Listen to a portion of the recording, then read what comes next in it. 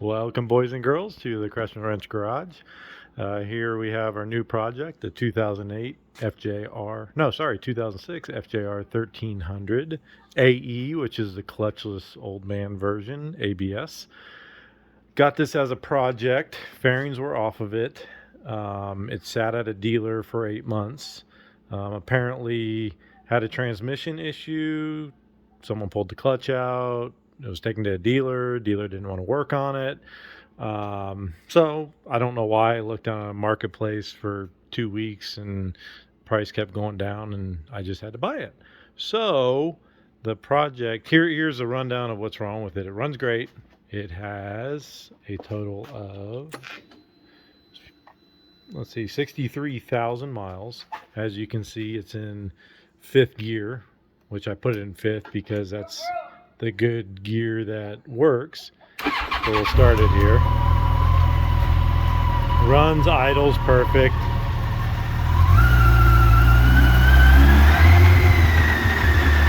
Everything sounds good. But if we turn it to the electric shift mode there by thumb throttle and we take the gears down, let me walk over here. There's the electric shift. Let me give a little gas since we're not moving. And that's part of the problem too. So everything's good. We'll put it down to first gear. So with the tire not spinning in first gear, you give it a little gas.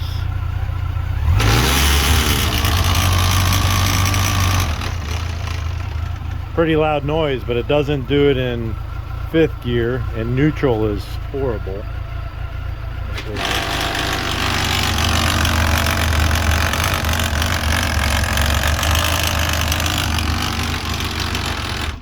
So yes, that's the big problem with it. From what I can tell, I pulled the clutch out, but from what I can tell, the gears, I think maybe first and second, the paws that are on the gears themselves that latch in, I think they're broken and two gears are actually jammed together. So whether it's one of the neutral first, second, third is partially, I think it's partially engaged while shifting through the gears. So my options on this were take the motor out, split the cases, pull the gear set. Even a used gear set is like 200 and something dollars, plus all the torque to yield bolts, plus the labor to split the cases and do everything. So the other, I really thought multiple times what I should do with it. Ended up going on eBay for $750. Place out of Claremont has this engine. It only has 20,000 miles on it. I think this came out of a regular manual bike, but no difference. The only difference on it is that electronic actuator you saw on this side of the bike, and the manual shift model, of course, has a foot peg and just the linkage that goes down. I did pull this off. I did have error codes because of the sensor. What did I do with it? Here's part of it. Oh, the sensor's right here. But it was clocked 180 out. So now I got it working and everything's fine on it and no codes. So that's a good thing. I was worried because that sensor's $200. This right here, this electronic actuator, is over, I think Rocky Mountain wanted $1,480. So the parts on this thing is super expensive, which doesn't make it the best commuter bike, because if there is a failure, it's going to cost a lot of money. But this has the side bags. It has the adjustable windscreen, which I think's awesome. So I get to be an old man and drive around in comfort. It's got heated grips right there. I haven't even tested if those work yet. Maybe I should turn them on and test it. It's got a glove box with a cigarette lighter. So it's pretty neat bike. I hope I can get it running here. Maybe I'll say maybe what I paid for it after I get it all running after the time lapse, but should be a good project. Hopefully it's not too bad. Those engines are pretty heavy, and I'll go to a time lapse and we'll dig into this thing and drain the oil coolant, drop the exhaust, and start pulling it apart. But I just wanted to give a walk around of our new project in the house, and hopefully you guys enjoy.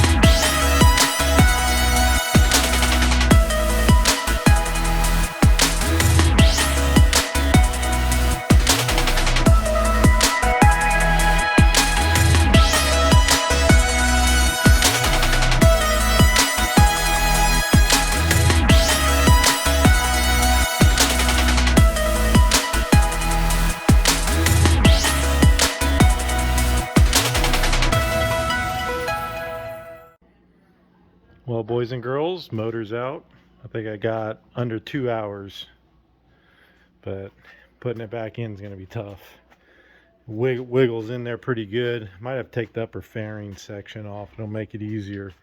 But as you can tell, I had to pull the stator cover because the rectifier wires here wrap all through here. And you can see here someone broke a Allen off in there, so I can't pull that off to get that wire off. So I'll just deal with that later. But yeah, old one's out, all because of transmission. And maybe in a couple days I'll try to put the new motor in. But man, it's tight in there. This motor, I don't know if they had some fire damage to it, but we'll put new plugs, check compression, try to sneak that thing back in there. But that's our update. 2 hours and it's on the floor, but it'll probably take 4 hours to put back together, I'm sure. Bye.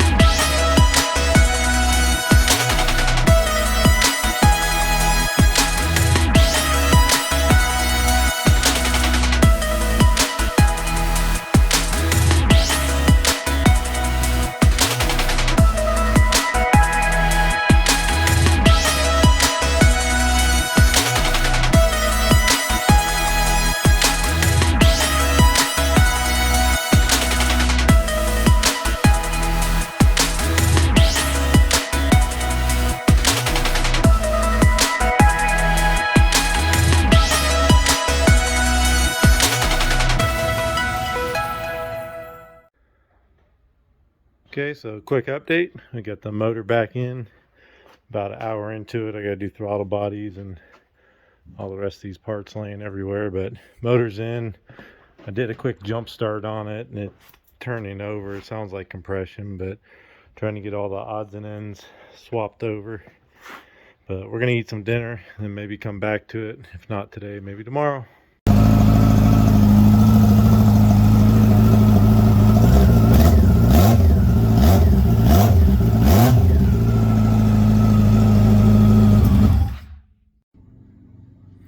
All right, boys and girls, this was the probably 4-hour motor swap, and it starts, it runs good, got it off eBay, but I did something pretty bonehead.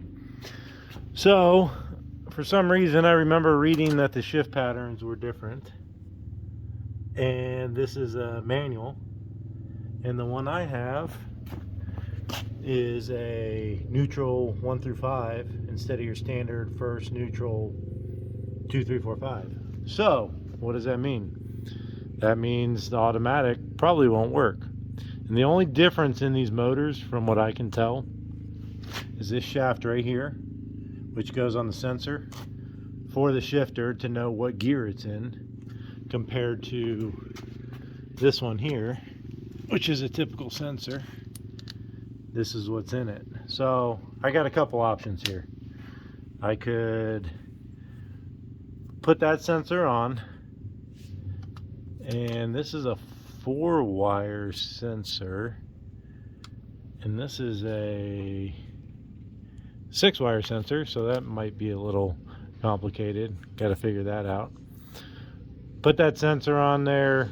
I can get it running and convert this thing to a manual. Just get a hydraulic clutch and put it on here, run the line down to the master or the slave cylinder, which I have, and then get the foot pedal bracket. I'm pretty sure the bracket's different, so I'll probably have to buy the whole assembly, which I think it's $70, but I'm not sure. So a couple different options here. Not sure what I'm going to do yet. I don't know. So it was such a bonehead move that I can't believe I did it. But that's the only differences in the motor that I can tell, is a shift pattern, which some people on the forum says you can change a shift drum and go from a neutral through 5, but pretty fed up with it. I might try to get it going to a manual shift, which means all the electronics. I could sell the actuator for $500, the hydraulic part for another $500, and get all my money back and have a manually shifted bike. I'm sure I'll have the shift codes and everything and have to fight something on that, or I just sell it and cut my losses because I'm frustrated and I spent $750 on a motor. So don't know what I'm going to do yet, but take a couple days off here and figure out what we're going to do, and we'll go from there. So I got to put the radiator back in, which isn't fun, and put some coolant in it, and we'll see where we go from there. All right, so stay tuned. Okay, so I got the clutch slave cylinder in, the hose bolts all the way through to the bottom. I did notice the actual clutch slave cylinder is different from the automatic to the manual. The manual one comes out the side, and the automatic clutch version comes out the front. So there is a difference there. So as of right now, the differences are shift pattern, the actual shift linkage, which I got in and adjusted. So now it's a hard manual. Clutch slave's different, and the sensor output for the shifting. So I got to figure out now to bypass the safeties to allow it to start in neutral or in gear, whatever. But getting there slowly, a couple hours here and there. So hopefully done soon. So here we have it, the final, even though there's some more work to do. But the question was, can the FJR 1300 AE model, automatic shift with actuator. If it all goes bad, instead of spending all the money, can you convert it to the manual? And the answer is yes. $88 worth of eBay parts. I got the shifter, I got the clutch and the line for 88 bucks. So I have a jumper wire here now because there will be fault codes for sure, because I have all the automatic shift stuff unplugged. But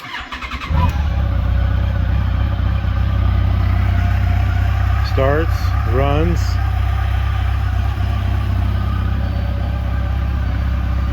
Pulling the clutch, put it in gear. There we have it. And it does shift through all the gears fine. But I will have to pull all the parts off that I don't need. I got some bolts that someone broke some stuff off in. I pull that and the hydraulic line off. Maybe I'll sell those parts. I mean, they're worth a lot of money. That actuator is $1,500 new. The pump's another 500 bucks, I think. But my screw up of buying the manual motor instead of automatic motor, I now have a manual FJR 1300. So it does start and run. I have all the fairings, I have all the parts and pieces. We will get it on the road. Might be my daily commuter. Negatives of it, I have to figure out the neutral and the shift indicators. Maybe figure that out. It does have the codes, but as long as it runs and drives like a normal motorcycle, you really don't need all that other stuff. But we'll get her cleaned up and fairings on and everything bolted back together, and I'll figure out this pump down here. I don't know if I can take it out without having the motor out, so that might not come out now. I probably should have pulled it out before, but there we have it. It can be done. So now I have a $1,600 FJR 1300 with a 20,000 mile motor in it. So might become the commuter. But thank you all for watching. It's kind of an emotional roller coaster because I did buy the wrong motor for it. But that if you remember, the original motor had the tranny problems. But thanks for watching. Like, subscribe. I have other projects out there that I deal with. So like, subscribe. Thanks for watching. Bye.